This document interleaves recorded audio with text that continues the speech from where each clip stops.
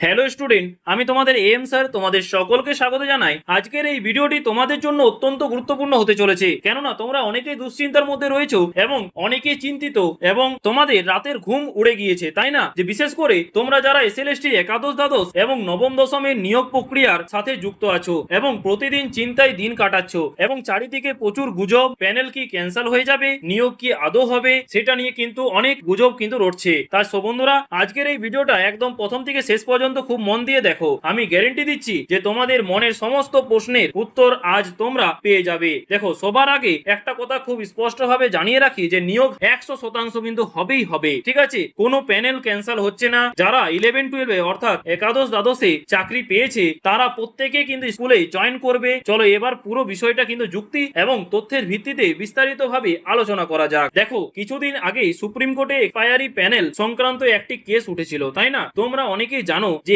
এই এক্সপায়ারি প্যানেলে প্রচুর ক্যান্ডিডেট রয়েছে। অনেকেরই একটা ভ্রান্ত ধারণা তৈরি হয়েছিল যে এত ক্যান্ডিডেট বাদ গেলে হয়তো পুরো প্যানেলটাই ক্যান্সেল হয়ে যাবে, তাই না? কিন্তু সেদিন সুপ্রিম কোর্ট একটা বিষয় একদম পরিষ্কার করে জানিয়ে দিয়েছে যে মহামান্য আদালত বলেছে যে টেন্টেড অর্থাৎ দুর্নীতিগ্রস্ত এবং আনটেন্টেড অর্থাৎ স্বচ্ছ এই বিভাজনটি সিবিআই করেছে, আদালত নয়, ঠিক আছে? এর অর্থ কি জানো? এর অর্থ হলো, এর সোজা অর্থ হলো যে সিবিআই যাদের স্বচ্ছ বা আনটেন্টেড বলে রিপোর্ট দিয়েছে এবং যারা বর্তমানে স্কুলে যাচ্ছে তাদের চাকরি যাওয়ার বা বাদ পড়ার কোনো প্রশ্নই ওঠে না। আর স্বচ্ছ প্রার্থীদের চাকরি যখন সুরক্ষিত, ঠিক আছে, তখন পুরো প্যানেল ক্যান্সেল হওয়ার তো কোনো কারণেই নেই, তাই না? তাছাড়া সুপ্রিম কোর্ট আরো স্পষ্ট করে জানিয়েছে যে এই নিয়োগ প্রক্রিয়া কন্টিনিউ চলবে এবং নির্দিষ্ট সময়ের মধ্যেই তা সম্পূর্ণ হবে। এবার আসি আসল কথায়। দেখো, একাদশ দ্বাদশে যে যারা চাকরি পেয়েছে, ঠিক আছে, তাদের তো জয়েনিং হবেই, কিন্তু বাকি যে প্রসেসগুলোর কি হবে এটা নিয়ে তোমাদের অনেকের মনে কিন্তু এখন প্রশ্ন, তাই না? তো বলে রাখি, দেখো, নবম দশম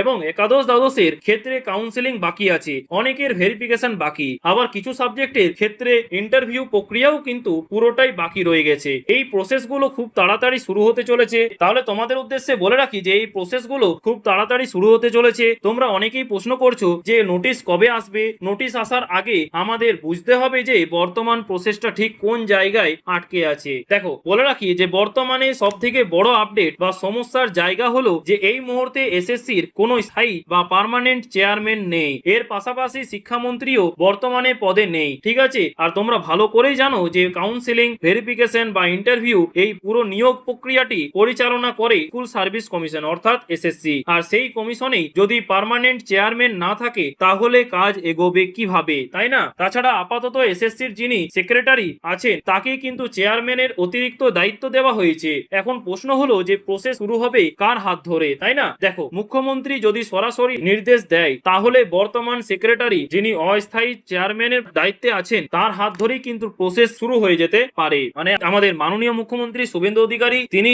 যাকে বানাবেন তিনিই কিন্তু হবেন আমাদের শিক্ষামন্ত্রী, আগামীকালের শিক্ষামন্ত্রী, ঠিক আছে? কিন্তু সম্ভাবনা সব থেকে বেশি হলো যে একজন পার্মানেন্ট চেয়ারম্যান নিয়োগ হওয়ার পরেই কাজ শুরু হওয়ার, তাই না? যেহেতু এসএসসি এর বেশিরভাগ কাজ চেয়ারম্যানের নির্দেশেই পরিচালিত হয়, তাই স্থায়ী চেয়ারম্যান নিয়োগ হলেই তোমরা প্রসেসের স্পিড দেখতে পাবে। আর এই নিয়োগ আজ, কাল বা যে কোনো মুহূর্তে হতে পারে। আমাদের শুধু সেই দিনটার জন্য একটু অপেক্ষা করতে হবে, ঠিক আছে? তো বন্ধুরা, তোমরা অনেকেই জানো যে আজকে কলকাতায় জনতার দরবার অনুষ্ঠিত হয়েছে এবং তাছাড়া তোমরা জানো যে 30 তারিখে একটা বৈঠকও কিন্তু করতে চলেছে আমাদের বিভিন্ন এসএলএসটি যারা প্রার্থী রয়েছে তাদের সঙ্গে কিন্তু আমাদের মুখ্যমন্ত্রী শুভেন্দু অধিকারী তিনি কিন্তু কথা বলবেন। কলকাতায় যেটা হয়েছে সেখানে বিভিন্ন সংগঠন এবং ব্যক্তিগতভাবে অনেকেই নিজেদের দাবি দেওয়া মুখ্যমন্ত্রীর কাছে তুলে ধরেছে। এই নিয়োগ সংক্রান্ত বিষয়গুলো সেখানে উত্থাপন করা হয়েছে বা হওয়ার চেষ্টা হয়েছে, ঠিক আছে? মানে অ্যাপ্লাই করেছে এখানে, ঠিক আছে? আর তাছাড়া সব থেকে বড় পজিটিভ দিকটা হলো যে ডেডলাইন। দেখো, সুপ্রিম কোর্টের স্পষ্ট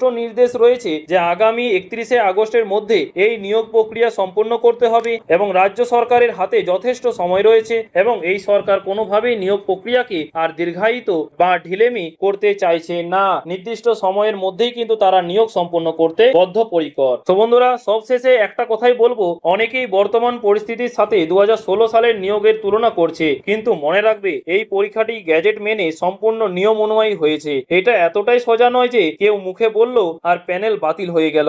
এখানে যা কিছু হচ্ছে সব সুপ্রিম কোর্টের কড়া নজরদারিতে বা স্বচ্ছভাবে হচ্ছে। পরীক্ষা কিভাবে হয়েছে তার A to Z কিন্তু সমস্ত আপডেট সুপ্রিম কোর্টের কাছে রয়েছে। তাই যারা নেগেটিভ কথা বলে ভয় দেখাচ্ছে তাদের কথায় কান দেবে না, একদম পজিটিভ থাকো, ঠিক আছে? যে কোনো দিন যে কোনো মুহূর্তে তোমরা ভালো খবর পেতে পারো, ঠিক আছে? আমি অনেক দিন ধরেই বলছি পার্মানেন্ট চেয়ারম্যান এলেই কিন্তু কাজ রকেটের গতিতে হবে, তাই একটু ধৈর্য ধরো এবং অফিসিয়াল আপডেটটি অবশ্যই দেখতে থাকো, ঠিক আছে? আর এই ইনফরমেশনটি যদি তোমাদের একটু উপকারে আসে তো অবশ্যই তোমাদের বন্ধুদের সাথে অবশ্যই কিন্তু এই ভিডিওটি অবশ্যই প্রচুর পরিমাণে শেয়ার করবে, যাতে তারাও এই ইনফরমেশনটা পেয়ে উপকৃত হয় এবং এই দুশ্চিন্তা থেকে মুক্ত হতে পারে, ঠিক আছে? তো বন্ধুরা আজকে এই পর্যন্তই, দেখা হচ্ছে পরের ভিডিওতে নতুন কোনো আপডেট নিয়ে। থ্যাংক ইউ, পাশে থেকো, সুস্থ থেকো।